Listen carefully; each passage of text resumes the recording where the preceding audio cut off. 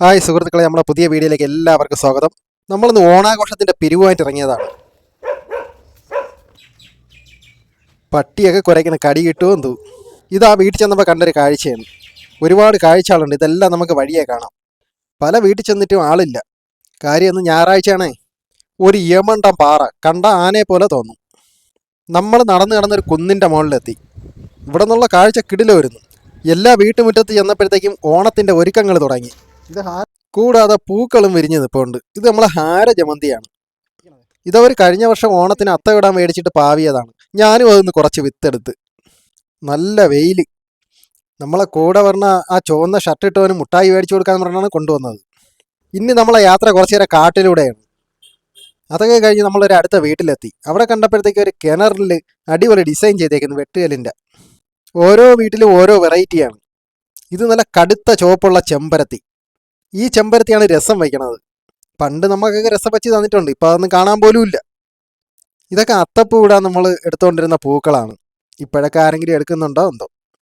ഇതൊരു ടിപ്പറുകാരൻ്റെ കരവിരുത്. ഇത് തീയൽ വയ്ക്കുന്ന ചേമ്പാണേ. ഇപ്പം ഇത് കാണാൻ പോലും ഇല്ല. പല വീട്ടിൽ ചെന്നപ്പോഴും ഉള്ള അവസ്ഥ ഇതാണ്. അപ്പം നമ്മളെ പിരിവെല്ലാം ഏകദേശം കഴിയാറായി. എല്ലാവരും തളർന്ന് ഇരിപ്പായി. ഇന്നാണെങ്കിൽ മുടിഞ്ഞ വെയിലും. പിന്നെ ഞാൻ ഒരു വട്ട തൊപ്പിയൊക്കെ വെച്ചങ്ങ് അഡ്ജസ്റ്റ് ചെയ്ത്. പിരിവിൻ്റെ ഇടയ്ക്ക് വേറൊരു പിരിവ്. നമ്മളെ പിരിക്കാൻ സമ്മതിക്കാതെ അവനോ ഒരുത്ത എവിടുന്നോ വന്ന്.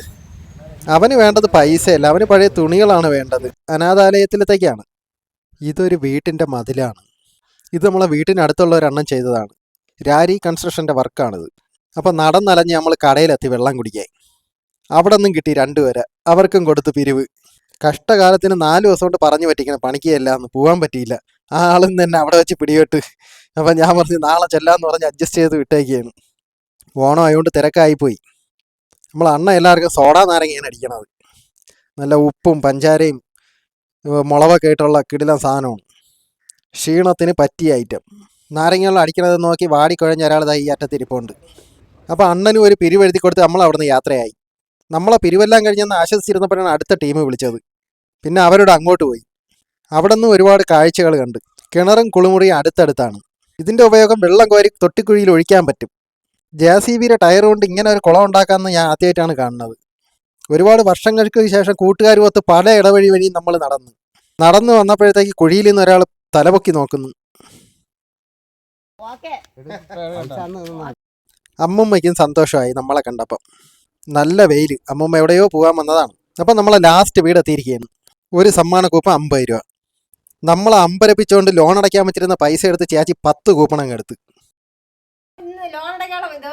എന്നാലും വേണ്ടില്ല, 5 സമ്മാനമെങ്കിലും കൊണ്ടുപോകുമെന്ന് പറഞ്ഞാണ് ചേച്ചി കൂപ്പൺ എടുത്തത്. പാലം പ്രദേശിന്റെ 3ാമത്തെ ഓണാഘോഷ പരിപാടിയാണ് നമ്മൾ നടത്തുന്നത്. ഓരോ കൂപ്പൺ കൈ കിട്ടുമ്പോഴും മുഖത്ത് സന്തോഷം കൂടിക്കൂടി വരുന്നത് നമുക്ക് കാണാം. അപ്പം ചങ്കളെ, ഈ വീഡിയോ എല്ലാവർക്കും ഇഷ്ടപ്പെട്ടെന്ന് വിചാരിക്കുന്നു. അടുത്ത വീഡിയോ ആയി കാണുന്നവരെ എല്ലാവർക്കും ടാറ്റാ. ചേച്ചിയും ഹാപ്പി, നമ്മളും ഹാപ്പി.